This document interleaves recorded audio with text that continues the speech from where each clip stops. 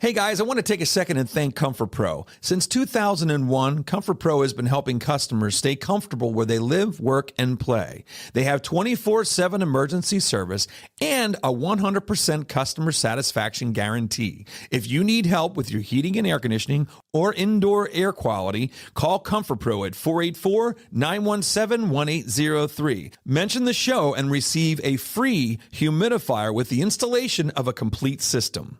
All right, rock and roll. From real estate Affects the market as a whole, which then sometimes will affect the 10. Right. It'll come in. to real life. We all learn in different ways. If you think about it, Wayne Dyer might not attract everybody. And everything in between. Mission was really to help people just to reach their full potential. The Brad Weisman Show. And now, your host, Brad Weisman. All right, I am so excited about this show. What is it? What is I'm not going to tell you. You got to guess. You got to guess what it is. No, we have a really good show here for you, as we normally do, I think. We always put on some good shows here. But we have a really good guest. It's a guest that I've been looking at for quite some time. And, you know, it caught my eye. There was his manager, the people that help him with his social media and get him out there on podcasts, had reached out to me and, you know, looked at his they call it like a one-pager. And it just hit me right away. I mean, he has this organization called the Dad Nation. Dad Nation. Yeah, Dad Nation, which is, you know, we're dads. You're a dad. I'm a dad. Right. And it hit me. And then I started reading some of the quotes and stuff on Instagram. And I was like, I got to get this. This guy's got to be on the show. Well, so his name is Mitchell Osmond. Mitchell, how you doing, man? My friend, I'm doing well, and I'm happy to be on the show and chatting with you guys today. Yeah, awesome. You're all the way from Canada. Mm-hmm. The friendly neighbor from the north, man. Are you cold yet up there?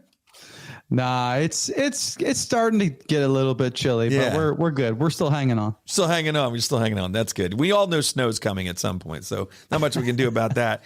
But no, you really caught my eye. You have this this whole thing called the Dad Nation, which I think is very catchy, and I think it really drew me in. You know, as soon as I saw the name, and I'm just going to say a little bit. It's like a little bio, a little snippet here, but it says, you're the founder of Dad Nation, host of a globally ranked podcast reaching over 33 listeners each month, which is pretty amazing. Your story is not just authentic, it's lived. In just 18 months, you lost 60 pounds, paid off over $100,000 in debt to achieve financial freedom, turned a near divorce into a thriving marriage, and launched a 6-figure executive coaching practice alongside that top 10% show that you have. That's a lot. And I read that, and then I started reading everything else. And I was like, yeah, got to have this guy on. So tell me, how did you get to creating this Dad Nation? Yeah, no, thank you. Well, first of all, Brad, thank you for having me on the show. I'm just really excited to be here. And real quick, though, before we jump in, I noticed you said I have 33 monthly listeners. I just wanted to correct. Did I say 33? Yes, you did. Oh, did I say 30? I got that too. Yeah. I was like, that's not many. That's not many. Well, you know, I was trying to make ourselves look good, Hugo. Terrible. It is 33,000 listeners each month. Sorry about that, buddy. It's all good, So man. glad you actually corrected me on that. Oh, man, that's funny. So 33,000 listeners is definitely a lot more than 33. And that's amazing, actually. It's really incredible. So, yeah, tell us about the Dad Nation. Tell us about how this became 33,000 listeners a month. Yeah, well, if you'd like, I mean, I can start from the origin story about kind of my turning point. Yes. That kind of led me to get to this point. Absolutely. All right. Sounds good. Well, I'll try and keep this short, but because I think it's a great place to start. And a lot of people ask me this, well, how did you get from there to here? Right. And so for me, there were 2 critical points. Okay. The 2 turning points. One was a fight and the other one was a funeral. Okay. So we'll start with the fight. Now, if you can picture me and my wife were sitting on the couch in the living room one day, and man, it all hit the fan. Like, we got into a fight about money, and that morphed into, about me working too much, not being present. And then it just started to spiral. And at this point, we had been married for about 3 years, and It was a tough 3 years, of struggling. Now, but this day was our children or no children at this point? No children at this point. Okay. No. This was our rock bottom. Now, we fought all the time, but this one was different. And I knew that today, this one, I was like, man, I don't think that I can fix this one. Deep down, I kind of knew that if something didn't change, I was going to lose my wife. Oh, wow. And to give you some more context, I'd recently been let go of a senior leadership position. And, especially as men, our career is everything to us. It was my calling, my identity. I spiraled into depression. Like you had said, 60 pounds overweight, 100 grand in debt, medicating, with drugs and alcohol, just trying to cope. And now I was getting dangerously close to divorce, man. I was checked out, stressed out, burned out, like all the outs, right. And just, and I was perplexed with this tension, Brad, of like, why was it that I could see success professionally, but I couldn't figure my life out personally? I could lead teams, I could cast vision, I could run board meetings, but when I came home, I didn't even know how to talk to my own wife. And it was such a tension that I was living in. So to bring it back even more, I'd come from a dysfunctional upbringing. I had a non-existent relationship with my father, alcoholism, drugs, crime, which is a part of my life growing up. It was littered throughout my family.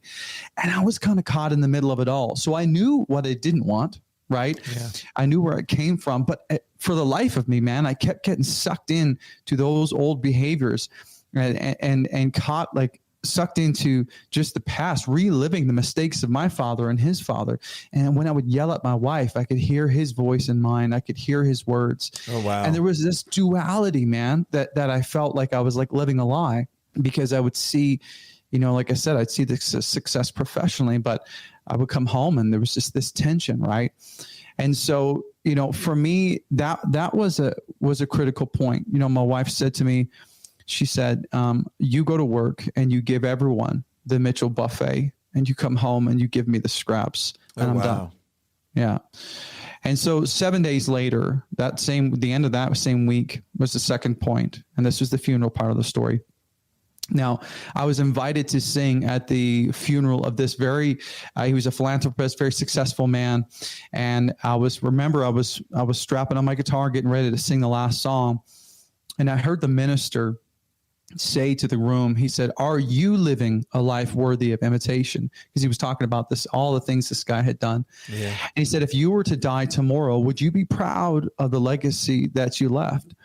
And Brad, as I was wrapping up and trying to sing the last song, I could barely choke out the lyrics, because all I could think in that moment was, man, if this were my funeral, no one would be saying he inspired me to have an amazing marriage, or he inspired me to get into shape, or he inspired me to, get my money in order, get my house in order. They probably would have said at that point, he struggled, and then it was over, and that's the thing, Brad, in that moment, like, people were telling stories about this man, because that's what we do when someone passes away.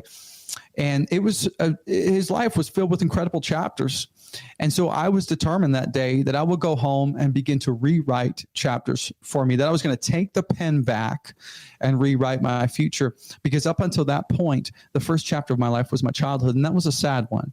The second chapter of my life was my marriage, and that was a big struggle.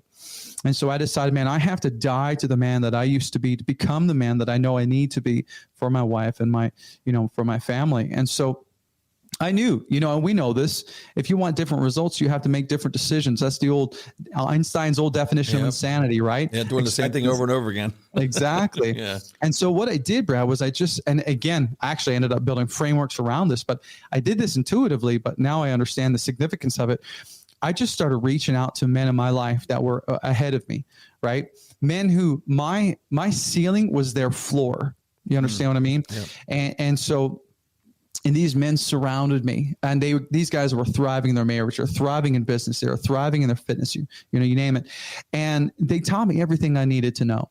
They showed me what was possible, right, for my life. And they held me to the standard that I said I wanted for myself. And like you said in the intro, within 18 months, paid off the 100 grand, restored my marriage, lost 60 pounds, and was clean of substances and distractions. And so what's interesting about that is, because I was always in public positions of leadership, people started asking questions like, "What are you doing, man? How did you do all this?" Yeah, right. And so I started helping people in my life, just friends of mine who are having a hard time, or putting budgets together to help them get out of debt, or making meal plans for them. And then one of my mentors challenged me. He said, "Man, if you really want to have impact, you need to start a podcast and start sharing with people what you've learned and just tell your story." And so I launched the Dad Nation podcast about a year and a half ago. Cool. And then within about 6 months, it was a globally top rated 10% podcast. And then I had people sending me messages from across North America saying, "Hey, would you help? Could you help me in my situation?" And that's when I decided to launch the coaching practice. And that's what I do today, man. I help high performing men reclaim their home, their health, and happiness without sacrificing their career success. Yeah. And I would argue that today you can have the business, you can have the income, and you can still see your son's soccer games or go to your daughter's dance recital. You can do it. Not a lot of people are doing it well, but doesn't mean you can't. And so that's my story, and man. Why do we? I struggle with everything you're talking about. Every single thing. My wife listens to this. She's going to be like, I'm telling you, man, this is going to be a conversation. I struggle with every single thing that you're talking about. Every single thing. So when you're talking, it's like you're talking to me. I think, I know this because I have other friends that are very much workaholic, whatever you want to call it. I'm very into success or moving forward and making money and things like that. And some of the reasons too link back from my parents were great, but the only fight they ever had was about money. So when you grow up with that, and there's nothing wrong with that. I love my parents. They're awesome people. But that was what the fights were about. So in my mind, I was always, I am going to do everything I can in a relationship to never fight about money. So, I think is that the common one, is the money thing? Why do we put ourselves in this situation? Why are we not present at home the way we should be? Are your kitchen and bathroom remodels a little overdue? Well, now's your chance to call First Response Contracting. John Sellers will take care of you. 484-256-7136. They do residential and commercial, and they're licensed and insured. Give them a call at 484-256-7136. Yeah, such a good question and a great place to start, because this is the great irony about this, man, about being a man, especially being a high performer, someone who's really career driven, is because we work so hard to provide this life for the family. But in many cases, statistically, it's shown that we actually will end up losing the family we're working so hard to provide for, because we actually lose the family and because we work so much. You understand what I mean? Yeah, totally. And then what happens is we get disconnected from our kids. We get disconnected from our wife. And then they say, well, where are you? What, you work too much. And then you say, well, I'm just trying to provide. This is what I do. And then you feel disrespected because you're just trying to provide. And then she feels unloved. So then she starts, you know what I mean? So you get caught in this cycle. Yeah. And this is the challenge of being a man and who wants to provide financially and wants to work hard. And I'll tell you the reason why is we lose focus. Okay. So let me talk about the masculine versus the feminine for a moment. Now, when I talk about this, I'm talking about the essence, right? Not necessarily the gender, but specifically we know that, generally men are more masculine than women. We have to be careful these days. What we say. Exactly. You have to be careful. Hence my tiptoeing. I can tell you're tiptoeing, and you're doing a great job, by the way. Do you have eggshells under you? Right? It feels like it. Yeah, go ahead. So you want to think about the essence of masculinity. It's driven by performance. It's driven by excellence. It's driven by purpose, by mission, right? The feminine is driven by emotions. It's driven by nurturing, relationships, intuition, all these different things. A buddy of mine said the masculine is doing, the feminine is being. And I think that's a beautiful, real simple explanation. But what happens is we get sort of caught in this trap is we find a lot of our validation through what we do as men, right? And it fulfills something in us because we're masculine. And so, for example, let's think about it this way. If you go to a Super Bowl party, this is on display, so it makes it so easy to see. Where do you typically see the men that are at the party? In front of the TV. Exactly. Now, they're in front of the TV. They're watching the athletes doing what they do best, because athletes are some of the most purpose-driven. They're on a mission. They're excellent in what they do. They have very clear purpose. We're like moths to a flame. We're drawn to it because we can also quantify it, because sports, you can tell good, bad, medium, whatever. Yeah. Where are the women usually at the Super Bowl party? chatting over at the bar.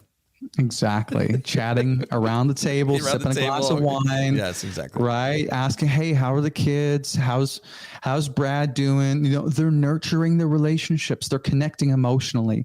And that's just a part of the feminine expression.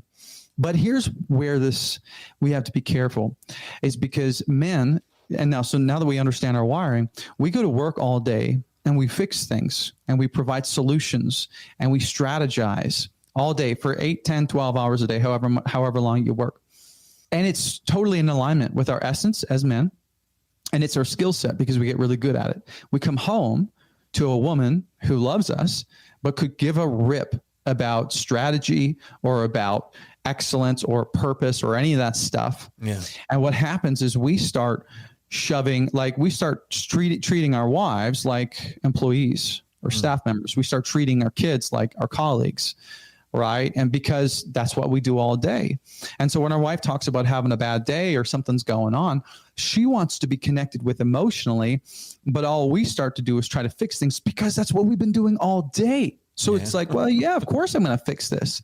Then she gets upset because she's like, no, you're not hearing me. I just want you to hear me. And you're like, I am hearing you. I'm just trying to fix it. And she's like, I don't want. Are you watching our house with a camera and a microphone? Or I'm just wondering, this is getting creepy now. It's really getting creepy. No, but you're so right. Yeah. She'll start to share, and then then it's like, well, Sally did this and whatever. I'm like, well, Sally needs to understand her play. I start going into the fix mode, and why is Sally doing that? And yeah, exactly. Well, what happens is you start shoving a strategy down her throat. Yep. And that's not what she needs. Or at least you're trying to formulate one that she can take to Sally. Yeah. And she's like, I just need to sit and feel this for a moment. Yeah. And as a man, you're like, what are you talking about? Why would you ever want to feel that? Like, fix it. Right. Yeah, and so a buddy of mine said this analogy, which I think is brilliant. Sometimes that male expression, when they come home and they have to sort of listen to, maybe it's their daughter or their wife, struggling with something, but yet not being able to fix it. They feel like it's like you're standing in front of a house that's up in flames and you got this fire hose that's fully charged and you got to just keep it turned off and just watch the house burn. Yes. That's sometimes what it feels like, right? That's funny. That's a good analogy. So what happens is there's this big disconnect, right? And so the husband feels like, man, a man's two greatest needs are to feel respected and to feel competent. Okay. Mm-hmm. So what happens is when the wife feels unheard or unloved or unseen, she starts to say things like, well, you're not hearing me. What are you, a robot? Like, what's wrong with you? Why don't you talk about your feelings, whatever? And you start to feel incompetent as a man in the house or as a husband. And so what happens, because we're driven by accomplishments, by tangible, tactical things, we can't quantify what success looks like at home. It's much harder, right? Like I tell my clients all the time, you're never going to come home and your 6-year-old son is not going to be like, hey, daddy, here are 5 reasons why you're an effective father. He's just not going to do that, right? But when you go to work, you get performance bonuses, you close this many contracts, revenue is up last quarter, very easy to quantify, very easy to wrap strategies around it. So at work, you're like, I know I'm being successful. I know I'm competent, and I'm usually respected by my colleagues or my boss or whatever. But when you come home, all those lines get blurry. Well, yeah, because they're not going to pat you on the back for being at work. Exactly. You know what I mean? That's, and I think sometimes that's what we look for. Like, you realize I just closed this much of a deal, it doesn't really matter because that's not what they're worried about. And you come home all excited. Yeah. And they don't care. And then they poo-poo the whole thing. The whole poo-poo the whole thing. The poo-poo the whole thing. It's all done. Yeah. Exactly. Because that is not a value. Yeah. For her. It's actually fundamentally not how she's wired. And that's by design, because her role and her responsibility is to be the nurturing, caring, loving, supportive, emotional sort of part of that relationship. That's the being sense, right? Yeah. And so that creates that emotional safety in the home. And so she's actually wired like that for a reason. But if we're not aware of that, what happens is those two strengths, the masculine and the feminine, which are incredible strengths and both are needed. There's a reason why we have opposite polarities. We end up pinning them against each other and they end up pulling us apart. Yeah. And so David Data says in his book, The Way of the Superior Man, he calls it the great masculine error.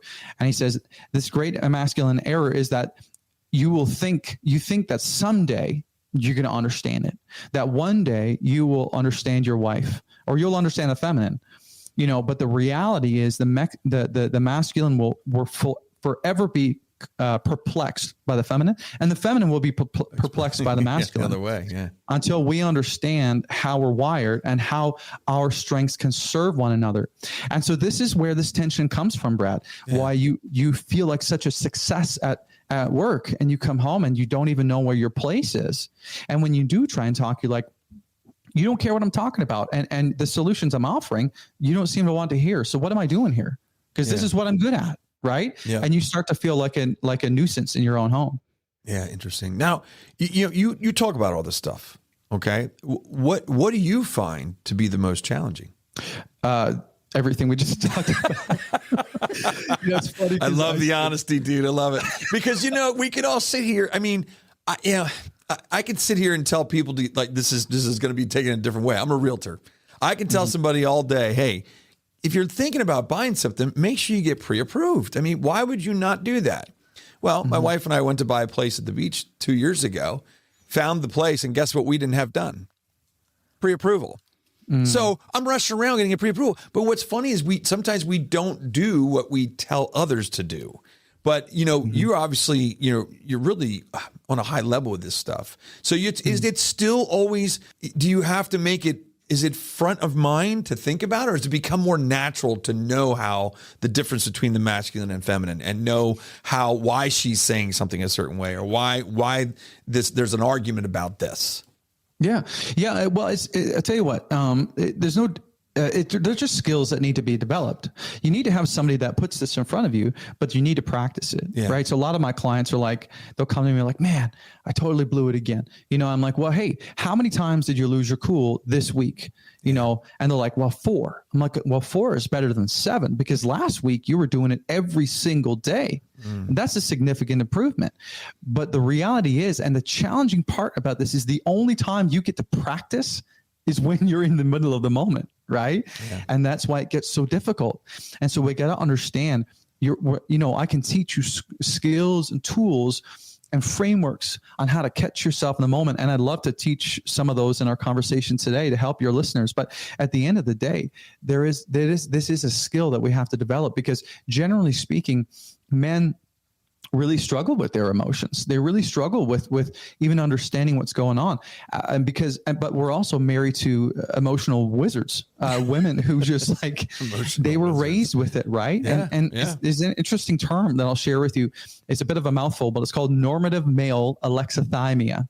Okay. Now this is a psychological term that has been coined to explain this phenomenon. Okay. So the term alexithymia, actually its roots come from the Greek. Okay. So the word a means lack or without. And then the word thymos means without emotion or feelings. And so when you put, and then thymos means without emotions. And so when you put the words alexithymia together, it means a lack of words for emotion.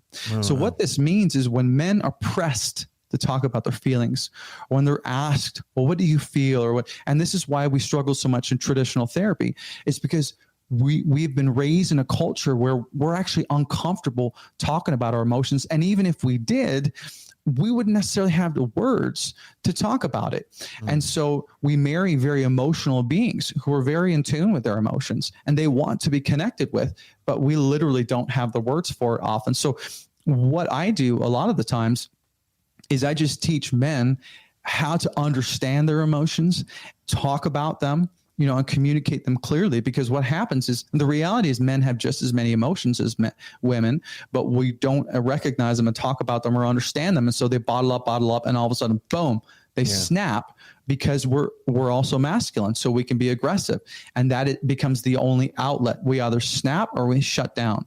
Both are not great options in a healthy marriage, right? Definitely not. And so that's what I would say is it's a matter of learning these skills and then practicing them over time. Does that make sense? Makes a lot of sense. And the other thing too is, I think, I was married once before. So one of the things that I learned I think anybody that goes through a divorce, anybody goes through any kind of a relationship, complete breakup, needs to understand it. I always said to people, I was 100% responsible, just as she was 100% responsible for us separating or getting divorced. And one of the things is that there's usually cues, there's usually hints, there's usually little things that they drop out there that, as me as a guy, didn't pick up on the cues. You know what I mean? Just didn't pick up on them. And I'll never forget when she said she was leaving, I'll never forget going, oh, that's what that meant. Oh, I remembered that she said this. You start to realize that there was all kinds of clues and out there, but we're not built to pick that stuff up. You know, we're just not. And it did make me a better person to be married to now. You know, I think it's a lot of it is just learning about yourself and learning that, you know, you need to listen to these things. You need to listen to when people say that you work too much, that maybe that means you work too much. You know, it's not just a complaint. It's something they're feeling. You know, so yeah, it's you know, it's interesting how those things work with relationships. But luckily, you were able to save your relationship, which is great. Yeah, and I'll tell you what, Brad. That's you know, you talk about how we miss things. Yeah, that's by design. Because we're created to be able to compartmentalize. We're created to be able to let go and oversee and contain thoughts and move forward, because we need to in order to be productive. We need to in order to press forward. And we've been literally built not just physically stronger, but emotionally stronger in the sense of we can compartmentalize, let things go, so that we can bear the weight for our families. We're designed to take the weight, not just physically, but, you know, emotionally and all those different things. So guys letting things go, that's actually part of our design. Yeah.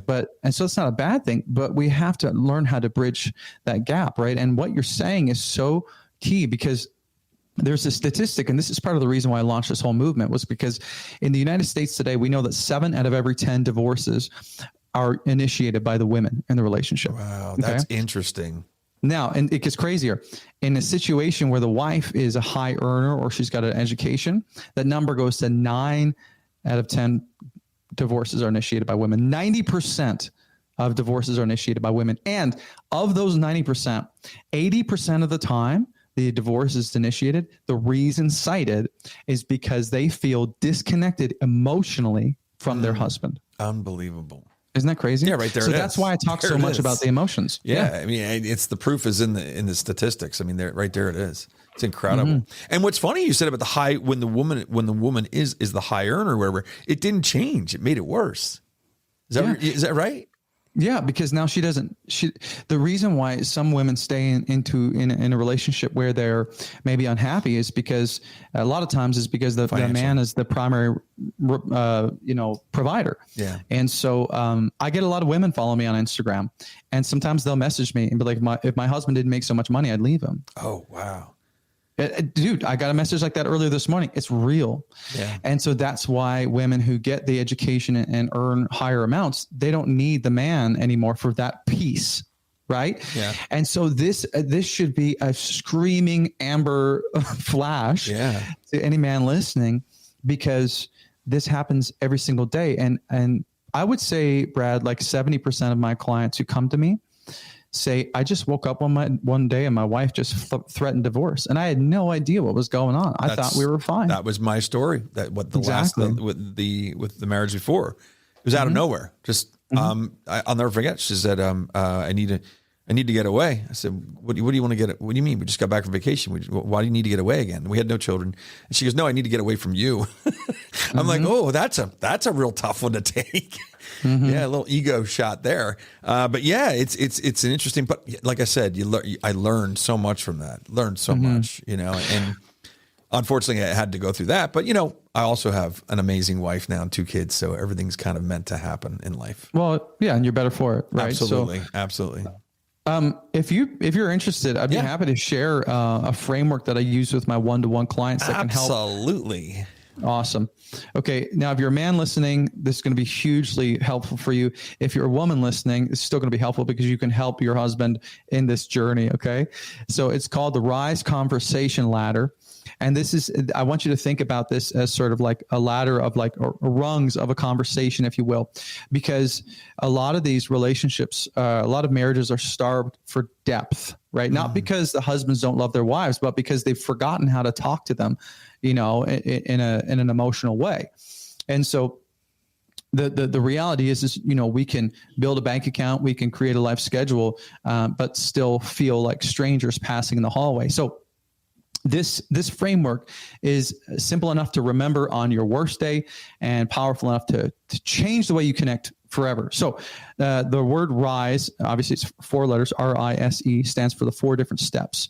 Okay, so the first step is R, which stands for routine. Okay, now this is the surface level of conversation. Okay, this is the base level.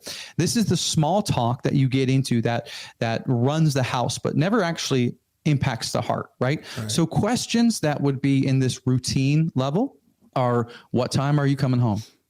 Did you pay the water bill? What's for dinner? Right? Now, these questions matter, but they're just at a functional level. But your marriage isn't an operations department, right? It's a covenant. It's a bond. Sometimes it feels like it with kids. Right? 100%. Yeah. But this is why couples end up feeling like just really great roommates, because the conversations are just reminders, their errands, their schedules, all that stuff, right? So the next step to it is information. This is the next layer deeper. And this is where you move from transactions to facts about your world, okay? Slightly deeper. So questions that are in the information level are, what happened at work, right? What did the teacher say at that parent-teacher meeting? Or what did your mom want when she called? How did that project wrap up? Now, at this level, you could think of you're exchanging news headlines from your day. It's better than nothing, but again, you're still reporting news, not revealing anything, right? So, but here you can think about this as being the on-ramp, not the final destination. This is where most guys fall off the map, right here. They don't go further, okay? And there's a reason why. And this is where we normally say, what do you mean? We just talked yesterday about this. Or well, of course we talked. We had a great conversation about your mom. Yeah, go ahead. Sorry. So the third level here is S, and that stands for story. And this is where the walls start to crack open. Okay. So story moves beyond what happened to how it impacted her. Okay. This begins to pull emotions into those facts. This is where trust and empathy starts to grow. So examples of story-based questions would be, how did that meeting make you feel? Right? What was the hardest part of your day today? Not, hey, how was your day? What was the hardest part? Right? Another great question is, what do you wish I understood better about you that you're dealing with? What's something that you're dealing with now that you wish I would understand more of, right? This is where you kind of have to drop your guard, and it gives her permission to drop hers too. Now, this is interesting because there was a clinical psychologist named Dr. Sue Johnson. She's written some brilliant stuff. She found that when couples regularly share feelings, not just facts, their sense of emotional safety increases by 80%. But here's why men kind of shy away from this. Because when she starts talking about her feelings, you start to feel like you need to fix it, but you can't fix it, right? Because that's a feeling. And so you start to get uncomfortable. And what she wants you to do is hear her feelings without flinching. So it gets a little bit like, I don't want to hear about how she's upset because now, but because my hands are going to be tied, right? I can't fix it. The fourth level, which is the deepest level, is E, and that stands for essence. Okay, this is where intimacy is born in a relationship when it comes to connecting with our wife. This is about meaning. Okay, this is the inner world where few people ever get invited to. This is where her fears live. This is where her spiritual questions live, where her wildest dreams live.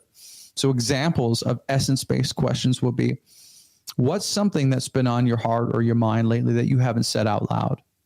I mean, it's a deep question, right? And we wouldn't naturally think to ask that. Yeah. Or what's one thing that you're believing for or that you're praying for that you haven't told me? Or another one might be, what dream keeps tugging at you that you wish we talk about more? And one of my favorites is, what's one thing you'd love for our family to do, be, or see in the next 5 years? I'm throwing a lot at you, but this level is exactly what your wife wanted when she said, I want to feel close to you. If you've ever heard her say, I feel like I married a robot, or you never talk about your feelings, or we don't talk like we used to. This is the stuff that she's craving. And the payoff here is real, obviously, but so is the risk, right? Because going here means that she's going to share fears, again, that you can't fix. She might share dreams that she has, like she wants to live in some beautiful house on the beach or whatever. And you're like, well, I can't afford that right now. Right. And then you start kind of strategizing or whatever, and it feels overwhelming, but that's okay, because you're not supposed to be her savior.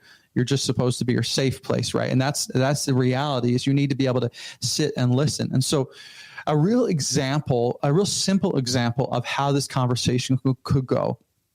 Say, for example, you guys get a sitter and you're getting ready to go out on a date night or something, or go out to a friend's house for a party. Yeah. You're getting ready. And then the routine level question would be, what time are we leaving for the party? Basic level, right? Yeah. That's just like normal routine question. The information level question is, who's all going to be there? Right now, we're just exchanging information. Second level, or the third story is, do you feel excited or anxious about seeing them? How do you feel about seeing all your friends? You see how we're getting into the emotions here, right? And then the essence level question is, what do you hope happens there tonight that will make you feel more connected to them or to me or to whatever, right? Deeper, deeper, deeper, right? So this is kind of how that works. And so I share all that to say, it's so important, because like I said, 80% of the time divorces are initiated is because the wife feels disconnected emotionally from the man. And that's significant. There's a quote from David White. He's a poet and a philosopher. And he says, the conversation is the relationship. Yeah, right? I heard that before. Yeah. I saw that quote. Yeah. Totally. Great. It's a good one. And that's the thing. If you want to know the health of your marriage, look at the quality of your conversations. You think about it, Brad. Yeah. If you never ever talked to your kids, what kind of relationship would you have? Or if you never said, hey, how are you doing? How was your day? And you just say, did you bring the bike in? Did you do the chore? What kind of relationship would you have? It would crumble pretty quick, right? Sure. Yeah. But we do the same thing in marriage all the time. And so what happens is you might even go out on a date, but you don't talk about anything other than the schedule. And what happens is your date nights feel like board meetings. Yeah. Just with a bit of wine, maybe. Yeah. You know what I mean? Yeah, exactly. No, it's true. So that's what happens is, and then we'll go out on a limb and we'll say, no, I'm going to plan a date.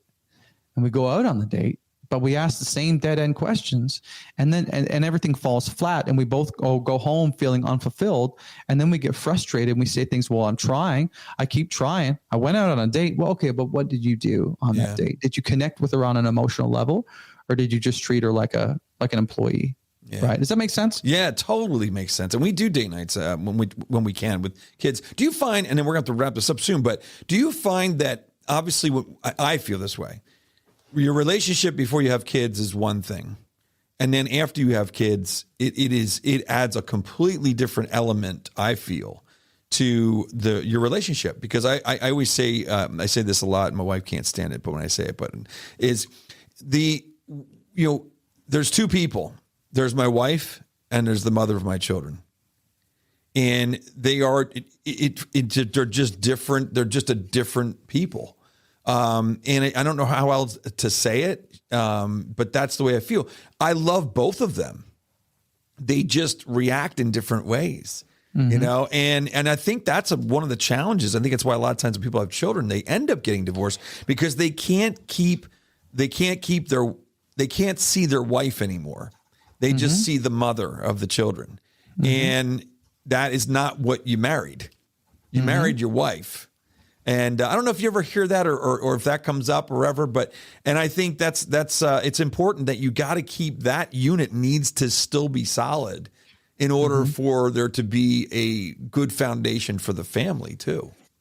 Yeah, well, 100%, because what happens is the wife begins to feel like a mom, because that's what she is most of the day, and she forgets what it feels like to be a bride. Yeah. I love the word bride. Yeah, bride's good. Bride is beautiful, right? And so what happens is she's a mom all day, and you come home and you kind of end up sort of, she's in mom mode, and you never ever take her out of that mom mode. Right. You never remind her about the fact that she's a beautiful woman, that she's your bride, that she's your wife, that you love, that you cherish. And then also, depending on how you show up as a man, which we could talk about it in another time, but the wife ends up treating us like another child, because we're sort of acting like we're not taking full responsibility. We're not showing up. We're not, you know what I mean? Sure. And so she ends up becoming sort of both mother and father, and starts treating us like a child. Right. And so I did a podcast episode about this a little while ago, and it was called "When Your Wife Becomes Your Mom."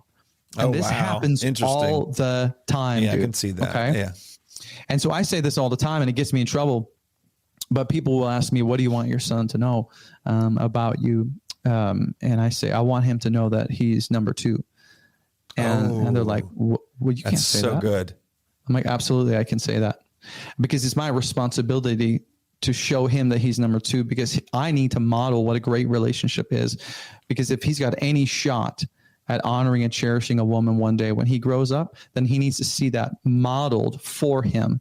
And our marriage is his first classroom on relationships. So true. So the first thing I need to do is honor her first. She needs to be the priority. And this is the problem we get into, is we put all the focus on the kids. I can't tell you how many men have come to me and that I've coached, and they've said, I feel like my wife cares more about the kids than me. Wow. And that's a fair thing. That's understandable. But again, going back to our feminine nature, nurturing, caring for the relationship, caring for our children, this is huge. But we need to understand how to communicate these feelings, because if we don't, we get caught up in all these traps, right? Yeah. And it's all of great intent. But if we don't know how to communicate through these challenges, this is where we run into problems, right? So I would commend you in saying that, yeah, you're right, man. There's your wife, and there's the mother of your children.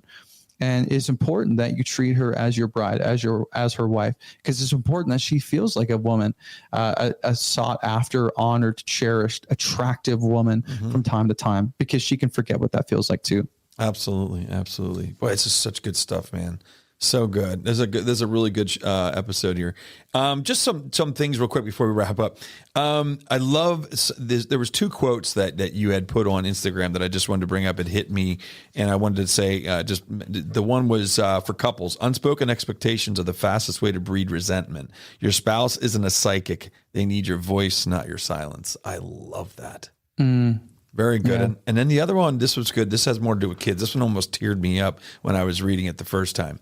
Every bedtime story, every hug, every encouragement, every I love you is an investment in their identity. Stay focused, stay present. Awesome stuff. You're writing some amazing things. Anybody that goes to Instagram and reads through your quotes that you have and all the different messages in there, I think you will look inward at yourself when you read the quotes, and you'll see yourself in those quotes of either A, needing work with those quotes, or B, this is how I do things. But it's all good stuff. And I really, really appreciate you taking the time to talk to us today, because it was awesome. So tell me, how do we get in touch with you? And tell me, they can hire you as a coach to help out with their relationships and their life and whatnot, right? Yeah, of course. Can I give you guys, your listeners, a free gift before Absolutely, you can. We love free gifts. Free gifts are good. Awesome. Well, I have something it's just called the Connection Code. It's 50 questions designed to spark the fun and bring the fire back. Now, by now, this long in the conversation, you shouldn't be questioning why it's important to connect with your wife on an emotional level.